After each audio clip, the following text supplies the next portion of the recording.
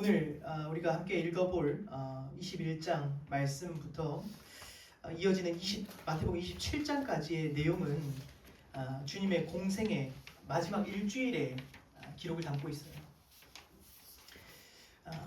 그렇죠? 주님의 사역 마지막 일주일의 시간입니다. 이 기간을 우리가 흔히는 고난주간이라고 부릅니다. 그리고 오늘은 그 시작인 예루살렘 성에 주님께서 입성하시는 장면입니다. 후에 살펴보겠지만 예수님께서 예루살렘에 입성하실 때 사람들이 종려 가지를 흔들고 종려 나무를 그 앞에 깔면서 그 환영하는 장면이 나옵니다. 그래서 이것을 우리가 기념해서 그 종려주일이라고 부르죠. 자, 그럼 이제 그 예루살렘 입성을 앞두고 주님께서 오늘 두 제자를 보내시며 말씀하십니다. 우리 1절부터 3절 한번 읽어보고 제가 나누겠습니다. 1절부터 3절 읽겠습니다. 시작. 예루살렘에 가까이 가서 가나안 사람 벳사디에 이르렀을 때에 예수께서 그 제자를 보내시며 이르시되 너희는 맞은편 마을로 가라. 그리하면 곧 외인 나귀와 나귀 새끼가 함께 있는 곳을 보리니 그러 내게로 끌고 오라. 만일 누가 무슨 말을 하거든 주가 쓰시겠다 하라. 그리하면 즉시 보내리라 하시니. 주님께서는 제자들을 보내어 맞은편 마을에서 나귀와 나귀 새끼를 끌고 오라고 지시하십니다. 당시 예루살렘의 이와 같이 공식 입성하는 입성식은 보통 왕들이 전쟁을 승리로 마치고 돌아올 때 하는 그 행사예요. 보통 그런 때는 왕이 뭘 타고 오죠? 말을 타고 그 도시에 입성을 합니다. 이 말은 전쟁의 상징이에요. 그러나 우리 주님께서는 나귀를 타고 입성하십니다. 나귀는 평화의 상징이에요. 우리 주님은 전쟁의 왕이 아니라 하나님과 인간 사이의 평화를 가져올 평화의 왕이셨다는 뜻입니다. 그래서 말이 아니라 나귀를 타고 입성하셨다고 합니다. 그래서 오늘 주님께서는 제자들을 보내 나귀를 가져오라고 말씀하세요. 만일 누가 무슨 말을 하거든 주가 쓰시겠다 하라. 그리하면 즉시 보내리라 라고 이야기하십니다. 여기서 이미 주님께서는 주권을 행사하시는 왕이심을 지금 이미 보이고 계시죠. 그분은 겸손하시지만 왕이세요. 그죠? 분명하고 그분은 왕이세요. 그래서 뭐라고 말합니까? 주가 쓰시겠다. 제자들이 마을로 들어가서 나귀와 나귀 새끼를 풀어서 상상해 보시면 좋을 것 같아요. 제자들이 마을로 들어가서 나귀와 나귀 새끼를 풀어서 가져오는 거예요. 근데 거기 있는 사람이 이제 당황하며 물어보겠죠. 왜 가져가십니까? 그러면 이렇게 말하는 거예요. 주가 쓰시겠다고 하십니다. 이것은 주인만 할 수 있는 이야기예요. 그렇죠? 주인만 할 수 있는 모습입니다. 우리가 예를 들어서 무슨 아르바이트를 하고 있는데 어떤 사람이 그 영업장에 있는 뭐를 가져간다면 우리가 그럴 거잖아요. 이거 왜 가져가십니까? 그러면 딱 한마디만 거기서 통용이 돼요. 사장님이 가져오래 쓰시겠대요. 그러면 우리가 가져가십시오. 할 수 있는 거잖아요. 그렇죠? 주인만 할 수 있다는 거예요. 이것은 주님께서 본인의 주권을 보이시면서 자신의 왕되심을 나타내 보이시는 장면이에요.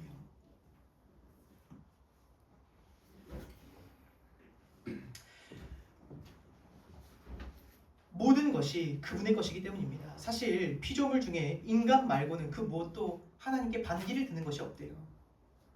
심지어 나귀조차도 주가 쓰신다면 가는 것입니다. 근데 인간만큼은 그렇게 하지 않는다고 하죠. 싫습니다. 내가 왜 그렇게 해야 됩니까? 여러분, 주님은 선생이 아니십니다. 그분은 그냥 대통령도 아니에요. 한 국가의 대통령이 아닙니다. 그분은 왕이시래요. 늘 말씀드리지만 주님께서는 우리 삶에 들어오실 때, 우리 삶에 입성하실 때 반드시 왕으로 들어오시는 분이세요. 지금 오늘 주님께서는 어떤 뒷문으로 들어오지 않으시죠? 공개적으로 왕으로 입성하세요. 우리는 그분을 왕으로 영접하지 않고는 그분을 영접할 수가 없다는 뜻이에요. 팀 켈러 목사님은 이런 말을 합니다. 당시에 주님이 공개적으로 자신이 왕이심을 이제 본격적으로 드러내시기 시작하셨죠. 그러니까 지금 일어나고 있는 모든 상황은요, 지금 예수님이 직접 판을 짜고 계신 거예요. 그분의 주도권 아래에 지금 완전 우연히 일어나는 게 아닙니다. 지금 완전히 판을 짜셨어요. 그냥 우연히 그 성에 입성하는데 우연히 사람들이 나와서 호산나 호산나 했던 게 아니에요. 주님은 이때부터 공개적으로 자신의 정체를 밝히셨어요. 근데 그 전까지는 공개적으로 말씀하지 않으셨습니다. 그러나 이제부터 그 예루살렘에 공식적으로 본인의 왕되심을 인정하시면서 들어간다는 건 무슨 뜻이냐? 그 옆에 제자들이 느낄 때는 이런 뜻이에요. 그분이 왕좌를 이제부터 탈환하시든지 아니면 죽으시든지 둘 중에 하나예요. 그렇죠? 그 로마 정권이 있는데 거기서 이제 공개적으로 자신의 왕이심을 드러냈다는 것은 이제 쿠데타가 일어나든지 아니면 반역자로 죽으셔야 돼요. 둘 중에 하나예요. 그럼 제자들 입장에서 지금까지는 그랬을 거예요. 왜 이렇게 왕으로 드러내지 않으실까? 분명히 옆에서 제자들이 볼 때 주님의 능력도 봤고 충분히 하실 수 있으실 것 같은데 왜 안 하실까? 근데 이제부터 갑자기 주님이 왕이심을 드러내는 거예요. 그러면 이제 죽든지 살든지 이제 뭐가 돼도 지금 주님이 이제 일을 내시겠구나. 이제 본격적으로 시작하시는구나. 그러니까 지금 우리가 볼 때는 이 상황이 그냥 읽어지지만 당시 그 상황은 그냥 긴장감이 연속이에요. 야, 이제 시작됐다. 무슨 일이 일어나도 일어난다 이제. 엄청난 긴장감이에요. 공개적으로 왕의 입성식이 시작된 거예요. 뻔히 로마 정권이 그대로 있음에도 불구하고 왕이 들어가신다.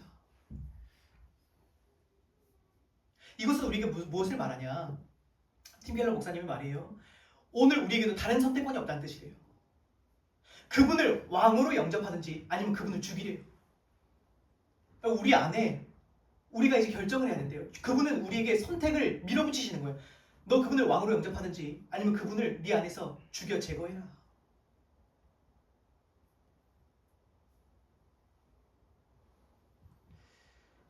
종교주의이 그걸 말하는 거예요. 왕으로 영접할래? 아니면 죽여라. 그 중간은 없다는 거예요.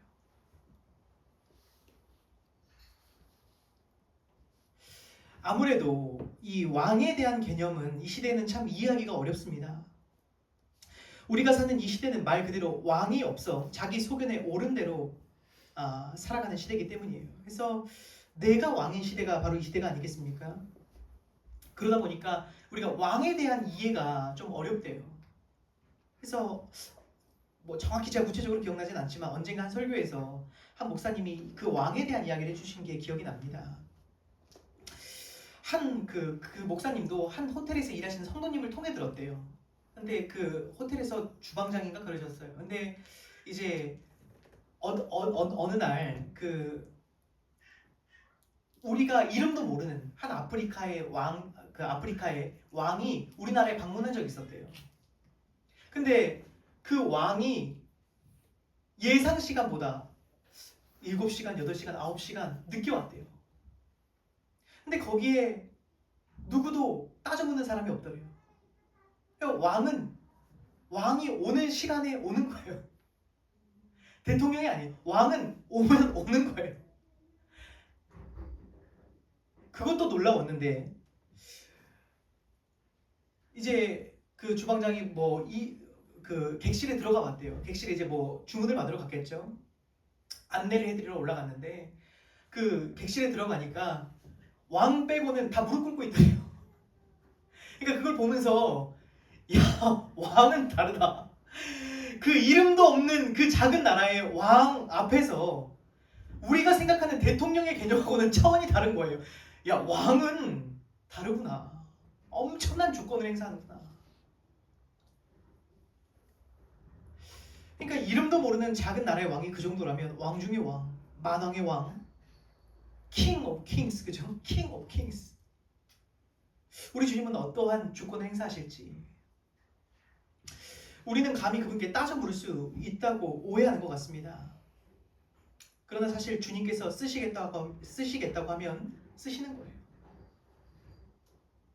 왕이 혹 내 것을 쓰신다면, 써주신다면 그 자체가 엄청난 영광이라는 거예요. 그렇죠?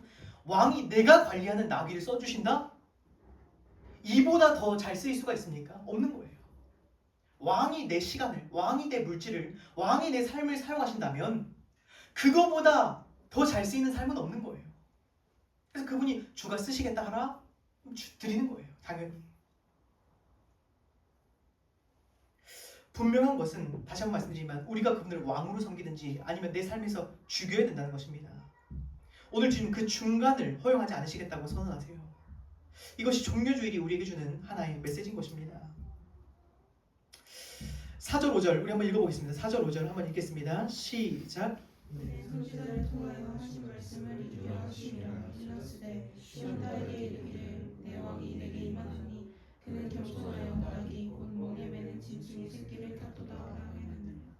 아멘. 이 말씀은 스가랴 9장 9절의 말씀입니다. 주님께서 나귀를 타시면 말씀을 이루려 하심이래요. 제자들이 나귀와 나귀 새끼를 끌고 와서 안장 대신 자기들의 겉옷을 그 위에 얹고 예수께서 그 위에 타셨습니다. 이걸 또 보면 알 수 있어요. 그분은 왕이신데 겸손하신 왕이에요. 그분을 섬기는 일은요, 그 대단한 일이 아닌 것 같아요. 그죠? 겸손의 왕은 이렇게 말씀하지 않으세요. 야, 내가 그래도 왕인데 어디 안장을 준비 안 하고 지금 네 옷을 지금 올리냐? 라고 말씀하지 않으세요. 그가 할 수 있는 최선의 것을 드리면 그것을 인정하시는 주님이신 것 같아요. 그래서 대개 사람이 큰 일을 하려는 경우는 주님의 이름을 위한 일이 아닌 경우가 참 많대요. 사람이 큰 일을 하려고 한다. 그것은 대개 주님을 위한 일이 아닐 때가 많대요. 대부분 자기의 이름을 위한 일이에요. 왜? 주님은 큰 일을 요구하지 않으시기 때문에. 근데 사람이 내가 큰 일을 하겠습니다라는 것, 주님의 이름으로 큰 일을 하겠습니다라는 건 사실 알고 보면 자기 이름을 위한 거예요. 조금만 생각해 보시면 동의가 될 것이라 생각합니다. 또 무리의 대다수는 그들의 겉옷에 길을 피고 다른 이들은 나뭇가지를 베어 길에 폈다고 말합니다. 이 나무가 뭐죠? 종려나무예요. 9절 말씀을 한번 읽고 나누겠습니다. 9절 말씀 읽겠습니다. 시작. 앞에서 가고 뒤에서 가는 무리가 소리 높여 이르되 호산나 다윗의 자손이여 찬송하리로다. 주의 이름으로 오시는 이여 가장 높은 곳에서 호산나 하더라. 자, 제자들은 지금 엄청난 존중을 표하는 것이고 수많은 사람들이 예수님의 예루살렘의 입성을 환영했습니다. 그렇죠? 호산나 호산나. 자, 그럼 여기서 질문입니다. 사람들은 왜 이렇게 예수님을 환영했을까? 왜 이렇게 이 왕을 환영했을까? 이유는 간단합니다. 그들은 이 메시아가 로마의 압제로부터 자신들을 구출해줄 정치적 메시아라고 여겼기 때문이에요. 그렇게 알고 있었어요. 야, 이제 드디어 로마의 정권에서 우리를 해방시켜줄 왕이 나타났다. 그래서 그렇게 종려나무를 흔들고 박수를 쳤던 거예요. 그러나 우리가 알다시피 그분은 로마의 압제로부터 구원해줄 정치적 메시아가 아니었습니다. 인간을 죄로부터 구원해줄 메시아였어요. 죄로부터. 오늘 무리들도 그렇고 제자들도 마찬가지입니다. 그들이 이토록 환영하는 이유는 그들이 예수님을 오해하는 데서 비롯됐어요. 예수님을 잘못 알고 있었다는 거예요. 그래서 환영한 거예요. 그렇습니다. 종려주일은 인간의 기대와 주님의 길이 충돌하는 지점이에요. 인간의 기대, 주님의 길이 정확하게 충돌하는 그 지점이에요. 그분은 사람들의 기대와 달리 말을 탄 전쟁의 왕이 아니라 나귀를 탄 평화의 왕이었습니다. 예수님께서 오늘 예루살렘으로 입성하신 것은 왕자로 가셔서 군림하기 위하셔서가 아니라 십자가에 가셔서 자기 목숨을 많은 사람의 대속물로 주려고 오셨어요. 죽으러 들어오신 거예요. 지금 예루살렘에. 섬기려고 들어오셨습니다.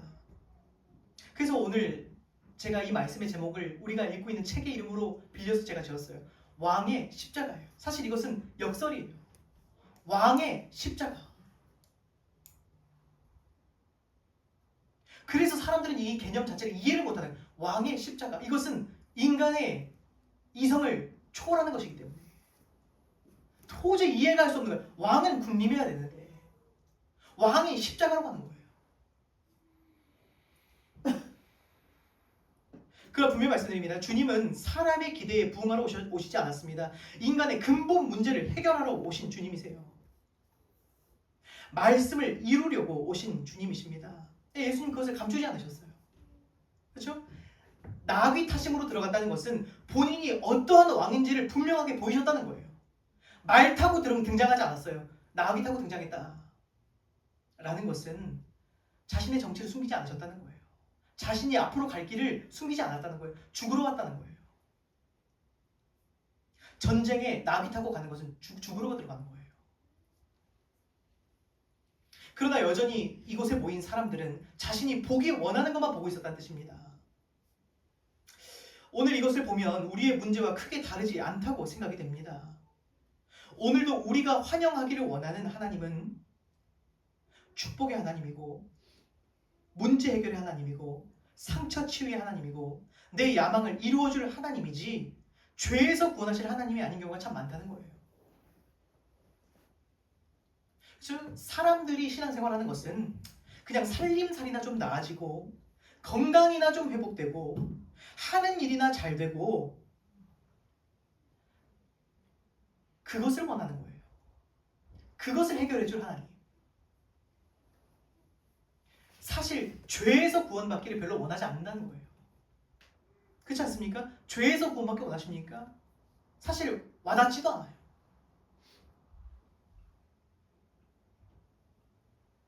그래서 성경은 분명 하나님, 예수님을 우리를 죄에서 구원할 메시아라고 얘기하지만 우리는 또 하나의 다른 메시아를 마음으로 만들어서 그것을 섬기고 숭배하고 있어요.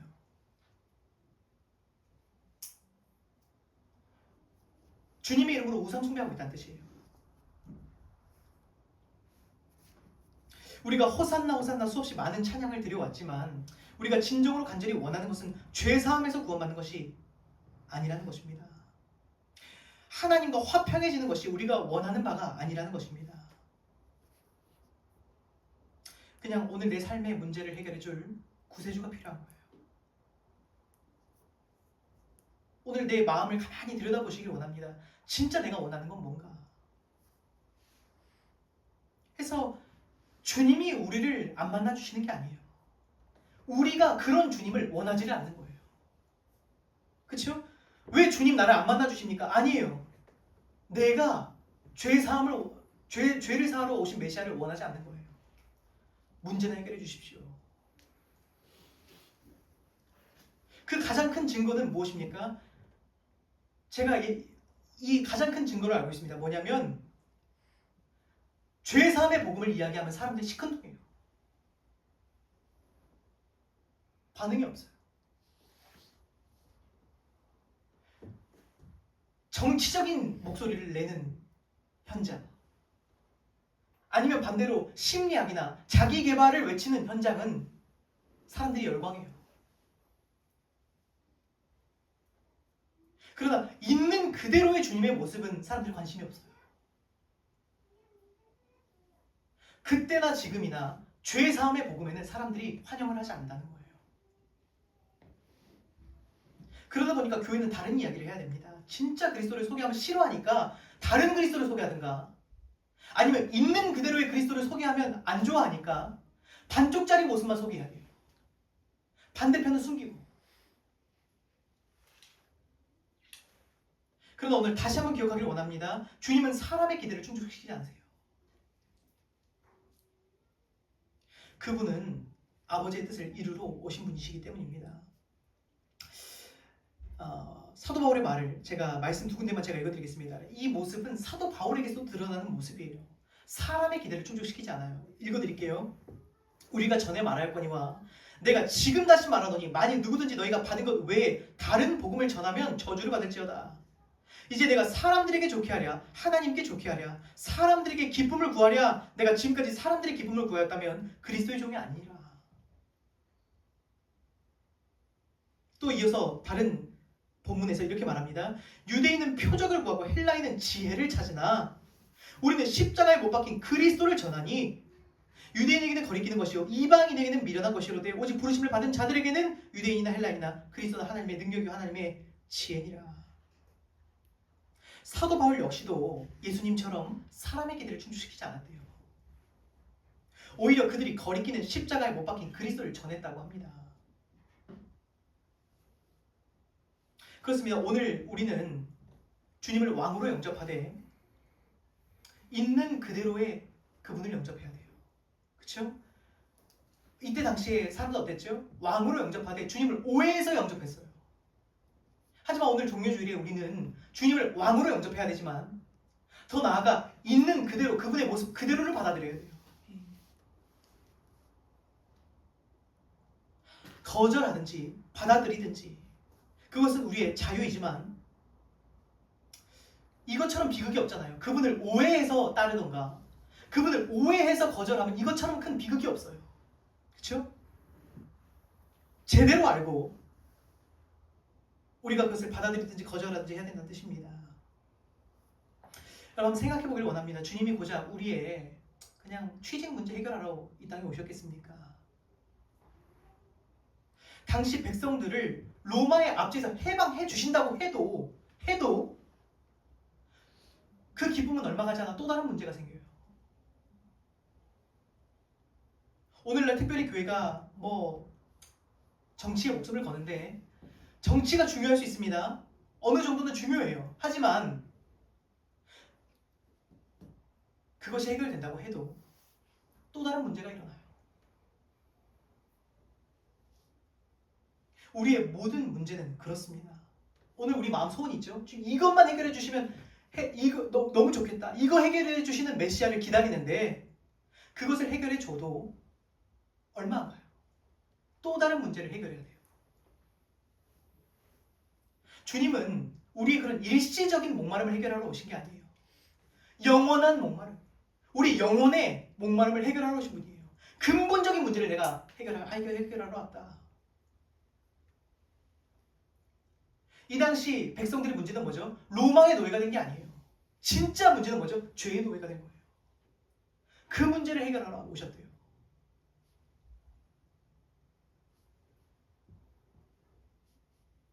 그렇습니다. 주님께서는 일시적인 문제가 아니라 인간의 근본적인 문제를 고치러 오셨습니다. 죄에서 구원하시고 하나님과 깨진 관계를 화평하게 하시고 죽을 수밖에 없는 우리들에게 생명을 주시려고 오신 분이십니다. 그렇죠? 사람이 죽고 사는 것보다 중요한 게 있습니까? 목숨보다 중요한 게 없어요. 사람이 만일 온 천하를 얻고도 제 목숨을 잃으면 무엇이 유익하리요? 사람이 무엇을 주고 제 목숨과 바꾸겠느냐? 오늘 지금 그 생명의 문제를 해결하러 오셨는데 사람들은 그것을 원하지 않았다는 것입니다. 사실 저는 가끔 설교자로 지내면서 사람들의 기대를 알지만 그것을 저버릴 때가 있어요. 제가 그렇게 감이 없지 않습니다. 감이 있어요, 저도. 근데 의도적으로 그것을 저버릴 때가 있어요. 어쩔 수가 없이. 근데 그럴 때마다 사실 제 발걸음이 굉장히 무거워요. 설교자의 고통입니다. 사람들의 기대를 알지만 그것을 충족시키러 가는 것이 아니라 있는 그대로의 하나님의 말씀을 전하러 갈 때 감이 있기 때문에 두려워요. 그죠? 뻔히 알아요. 사람들이 무엇을 기대하고 있는지. 그래서 두렵지만 두려움과 떨림으로 있는 그대로 예수님을 전하면 아니나 다를까 그 죄 문제를 이야기하면 아니나 다를까 싸늘한 반응, 싸늘한 눈빛. 저한테는 그게 사실 어느 한 구석의 트라우마예요. 깊은 두려움이고 그것이 생각날 때마다 사실 이겨내기가 굉장히 어려운 두려움입니다. 근데 사실 제가 오늘 이 말씀을 준비하기 전까지는요, 그게 제가 거절당해 왔다고 생각했어요. 근데 가만히 생각해 보니까 사람들이 저를 거절한 게 아니에요. 주님을 거절한 거예요. 저는 그날 주님의 마음을 10,000분의 100만 분의 1 그냥 조금 이해해봤을 뿐이에요. 그것만도 되게 고통스럽더라고요. 그 아주 조금 제가 주님 메시지를 들고 가니까 거절하는 거예요. 근데 그것도 너무 괴로워요. 근데 그걸 가만히 생각해보면서 우리 주님 생각해보니까 주님 감 없지 않으셨거든요. 사람들이 원하는 게 뭔 줄 알았어요, 다. 근데 그 발걸음 생각해보니까 주님 그날 발걸음 참 무거우셨겠구나. 조금 이해가 되는 부분이더라고요.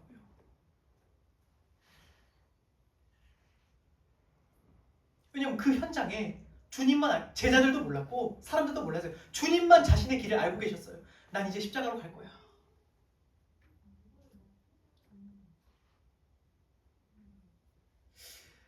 제 안에도 왜 아니겠습니까? 사람들의 기대에 부응하고 싶은 마음이 있어요. 제 안에도. 그러나 주님은 저에게가 아니죠. 우리에게 이렇게 말씀하셨습니다. 누구든지 임란하고 죄 많은 세대에서 나와 내 말을 부끄러워하면 인자도 아버지의 영광으로 거룩한 천사들과 함께 올 때 그 사람을 부끄러워하리라. 그러니까 제가 어떻게 부끄러워하겠습니까? 그렇습니다. 주님께서 우리 삶에 들어오실 때는 왕으로 들어오시지만 문제는 우리가 생각하는 왕이 아니라는 거예요.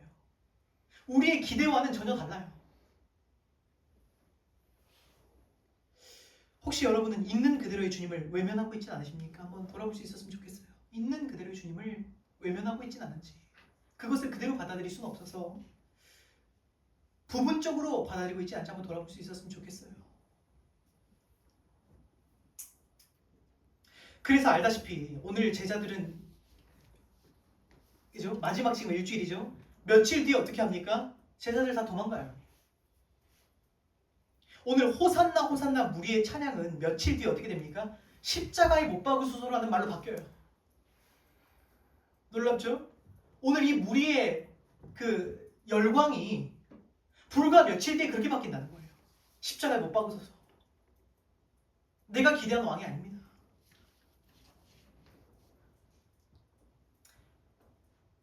금방 우리 주님 곁에는 남아있지 않았어요. 아무도. 이것도 마찬가지입니다. 오늘날도 크게 다르지 않은 것 같아요. 현실 문제 좀 해결받으러 왔다가 그냥 마음의 위안을 좀 얻으러 왔다가 고난에 참여하라, 십자가를 지고 나를 따르라 하면 깜짝 놀라는 거예요. 다 도망칩니다. 근데 여러분 아십니까? 주님은 오늘 주님처럼 처음부터 우리를 속이신 적이 없어요. 처음부터 뭐라고 하셨죠? 나를 따르려거든 자기를 부인하고 십자가를 지고 따르라. 처음부터 그 길은 좁은 문이다. 좁은 길이다. 처음부터 영광받기 위하여 고난도 받아야 된다고 말씀하셨어요. 그러나 한 가지는 약속하셨습니다. 다만 현재의 고난은 장차올 영광과 좋게 비교할 수가 없도다. 주님은 우리를 속이지 않으셨습니다. 근데 나 혼자 오해하고 나 혼자 실족해요. 나 혼자 착각하고 나 혼자 기대하고 나 혼자 실망해서 떠나고. 이 시대 얼마나 많은 사람들이 수련회에 모여서 뜨겁게 찬양을 합니까? 그 안에 있으면 그 순간에는 그 안에 있을 때 우리 머릿속에는 모든 문제가 해결될 것 같고 잘 될 것 같고 머릿속에 꿈이 펼쳐져요. 야 이제 됐다. 근데 막상 현실로 나가는 순간 문제가 해결되기는커녕 어떻게 됩니까? 주님 뜻대로 살려다 보니까 오히려 이전에 문제가 아니었던 것이 덧까지도 문제가 돼요. 그렇죠? 문제가 해결되는 게 아니에요. 이전에는 문제가 아니었어요. 근데 이제 문제가 돼요. 문제가 늘어나는 것 같아요. 내 정욕과 말씀이 부딪힙니다. 뭐 어떻게 되죠? 표정이 바뀌는 거예요. 내가 원했던 건 이게 아닌데. 돌아서는 것입니다. 여러분, 크리스천은 문제가 해결되어 기뻐하는 사람이 아니에요, 사실. 문제 가운데도 기뻐하는 거예요. 그렇죠? 문제가 해결돼서 기뻐하는 게 크리스천이 아니라 문제 가운데도 기뻐하는 거예요. 왜요? 소망이 있기 때문에. 그분이 근본적인 문제를 해결하셨기 때문에. 여전히 로마의 압제는 해결되지 않았지만 소망이 있기 때문이에요. 주님으로 말미암아 기뻐하는 것입니다. 고난이 없어지는 것이 아니라 약속이 있고 소망이 있고 주님 나와 함께 하시기 때문에 고난이 견딜만한 것.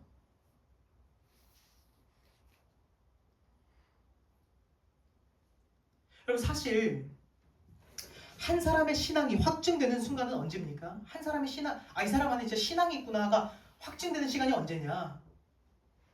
이런 거예요. 모두가 열광할 때 기뻐하는 거 누가 못합니까? 근데 그거는 신앙이 없어도 하는 거예요. 그죠? 문제가 해결돼서 기뻐하는 거 세상 사람들도 하는 거예요. 근데 진짜 저 사람 안에 뭐가 있구나, 소망이 있구나를 언제 알죠? 문제 가운데도 기뻐하는 거예요. 아, 저 사람 안에 뭐가 소망이 있구나. 고난 속에서 즐거워하는 거예요. 소망이 있구나. 뭐가 다르구나. 그럼 그때 물어보지 않겠습니까? 당신 안에 소망이 뭡니까? 그렇게 그리스도를 증거하는 거예요.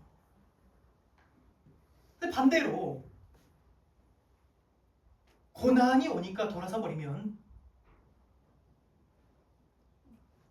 신앙이 없다는 증거 아니겠습니까? 소망이 없다는 증거예요. 아, 소망이 없구나. 저는 얼마 전에도 말씀드렸지만 사역 초반에 복음에 뜨겁게 반응하는 사람들을 보면서 참 많이 기뻐했습니다. 그때마다 저는 확신했어요. 아, 저 사람 안에 지금 하나님이 역사하시는구나. 저 사람은 진짜 제자가 된 것 같다. 돌아보면 없어요. 그래서 지금은 생각이 많이 달라졌다고 말씀드렸습니다. 순간 뜨겁게 달아오르고 돌아서는 사람이 아니라 진짜 예배자는 누군가 생각해보면 삶의 우여곡절이 있을지라도 좋을 때나 힘들 때나 신실하게 그 자리를 지키는 사람들이더라고요. 돌아서지 않는 사람들, 충성된 사람들, 의리가 있는 사람들, 그 사람들이 진짜구나라는 생각을 해요. 순간 뜨거운 사람이 아니라 의리가 있는 사람들. 우리가 세상에서 친구들에게도 그런 잣대를 내지 않습니까? 즐거울 때, 사람들이 환호할 때, 그죠? 내가 잘 나가면, 세상에서 속히 말할 때 잘 나가면 사람들이 환호를 해주고, 그럼 나도 거기에 껴서 같이 환호해줄 때 있는 사람은, 그죠? 우리 로또 되면 얼마나 많은 사람들이 앵겨 붙습니까? 그래서 잘 됐으니까 앵겨 붙는 거예요. 근데 그때 붙는 사람들은 사실 진짜 친구들이 아니에요. 진짜 친구가 언제 들어갑니까? 내 재산 다 날아가고 고난 가운데 있을 때 그 사람 곁에 있는 사람들이에요. 그렇죠? 그때 우리가 알잖아요. 야, 너 진짜 이 사람 진짜 친구구나. 마찬가지입니다. 참된 제자는요, 종려나무 가지를 들고 환영할 때도 함께하지만 동시에 십자가 고난도 함께 지는 사람들이에요.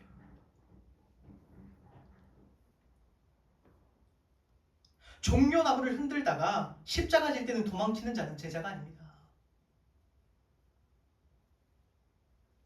둘러보면 오늘날 여기저기 종려나무만 흔들고 돌아다니는 사람들이 정말로 많은 것 같아서 안타깝습니다. 계속 감정적인 자극만 추구하고.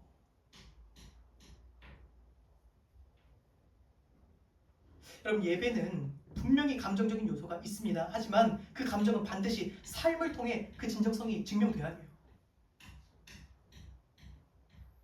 사람들이 주장하는 것은 그때 내 회개가 진심이었다고 주장해요. 그러나 더 중요한 것은 그것이 진심이었다면 오늘도 그 회개가 지속되고 있는지가 더 중요한 거예요.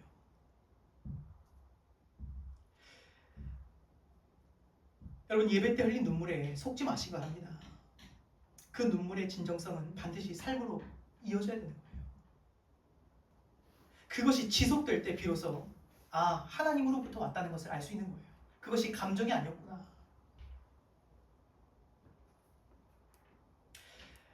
여러분, 기억하시기 원합니다. 우리가 오늘 종려주의를 기념하지만 그럼에도 기독교의 상징은 종려나무가 아니에요. 십자가와 부활입니다. 그렇죠? 종려나무가 기독교의 상징이 아니잖아요. 기독교 상징은 뭐죠? 십자가와 부활이에요. 죽음이라는 거예요. 죽음과 죽음에서 영광으로. 같이 죽어야 같이 사는 거예요.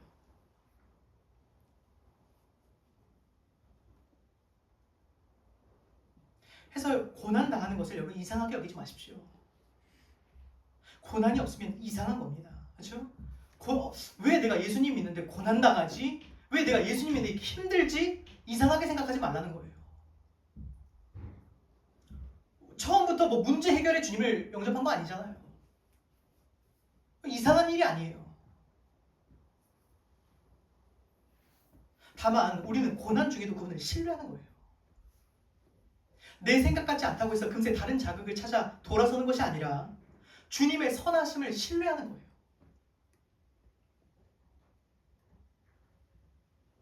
오늘 이 종료주일은 고난주간의 첫날이에요. 그렇죠? 종료주일은 고난의 시작이에요. 환호로 끝나는 것이 아니라 고난으로 갑니다.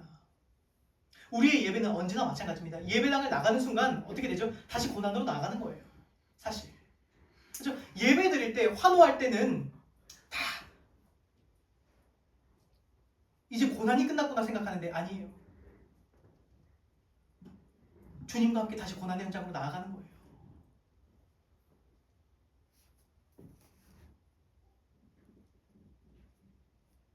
그래서 오늘 이 종료주일이 우리에게 묻는 것은 이것입니다. 그분을 따르다 보면, 내 안에 진짜 신앙이 시작되면, 정말로 주님의 말씀대로 살려다 보면 오늘 주님과 같이 자기 영광을 내려놓아야 할 때가 있을 거야. 그 길은 때로는 그분의 영광을 위하여 나의 행복도 내려놓아야 할 때가 있을 거야. 사람의 기대에, 특별히 부모와 가족의 기대에 부응하지 못하고 때로는 부끄러움을 당해하는 일도 있을 거야. 사업의 성공이 아니라 오히려 주님 때문에, 그 말씀 때문에 손해를 보는 날도 있을 거야.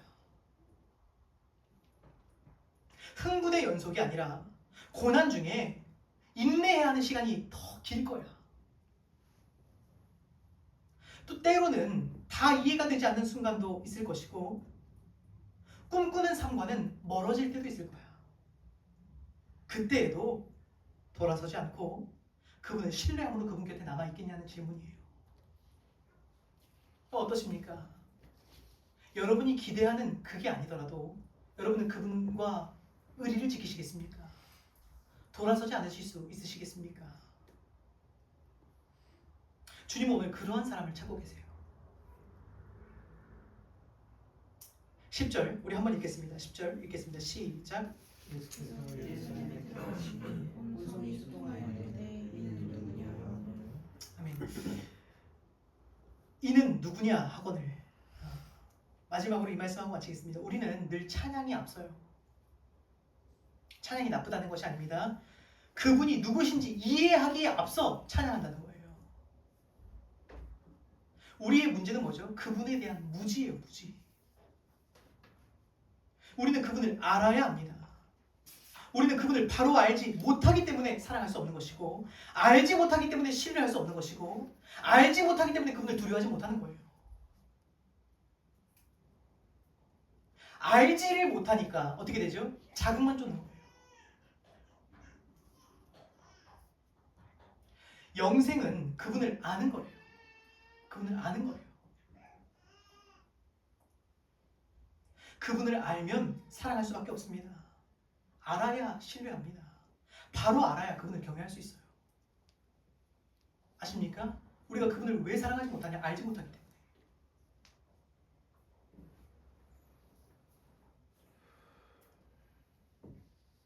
제가 지금 말씀드리는 것은 그냥 잡다한 신학 지식을 알라는 것이 아닙니다. 그리스도를 알라는 거예요. 그리스도를 아는데 게을리하지 말라는 거예요.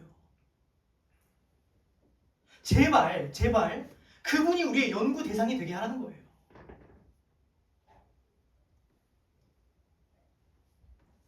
이 고난주간에 다시 한번 성경을 펼치시기 바랍니다. 혹시 성경 덮으셨습니까? 성경을 펼치시기 바랍니다. 큐티로 만족하지 마시고 공부하시기 바랍니다. 이것이 우리의 본분이에요. 참된 신자는 그분을 알고 싶게 되어져 있어요. 거기서 성경을 통해서 어떤 적용점을 뽑아내지 마시고 그분이 누구이신지를 발견하라는 거예요. 그리고 그분과 교제를 시작하라는 거예요. 그리스도의 은혜와 그를 아는 지식에서 자라갈지어다.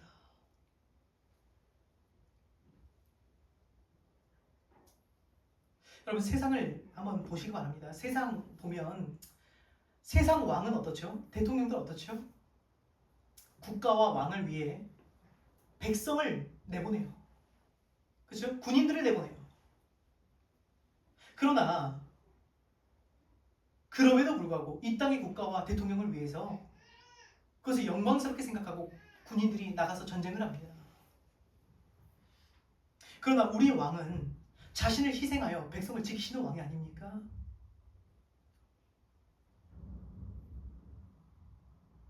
만왕의 왕께서 우리를 살리시고자 하늘 영광 버리시고 고난받으러 이 땅 오실 때 십자가 지러 오셨다는 것을 정말 우리가 안다면, 정말로 우리가 적어도 그것을 믿는 사람들이라면 우리도 그분을 위해 이제는 십자가를 지고 따르는 것이 마땅하지 않냐는 거예요. 또 우리의 마지막 영광이라는 것을, 우리의 마지막이 영광으로 끝난다는 것을 우리가 안다면, 그러니까 승리가 보장된 삶이라는 것을 안다면 그분과 잠시 함께 고난을 받는 것은 즐거운 일이에요. 그렇죠? 어차피 이길 거라면, 어차피 그날 승리할 거라면, 어차피 영광으로 끝날 거라면 잠시 잠깐 고난 받는 것이 즐거운 거예요.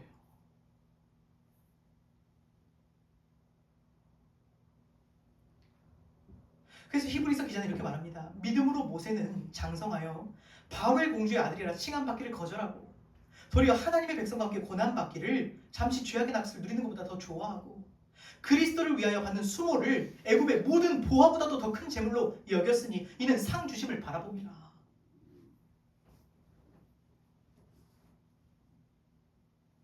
오늘 그분을 바로 알고 이제는 자극이 이끄는 신앙생활이 아니라 신뢰가 이끄는 신앙생활이 되기를 간절히 축원합니다.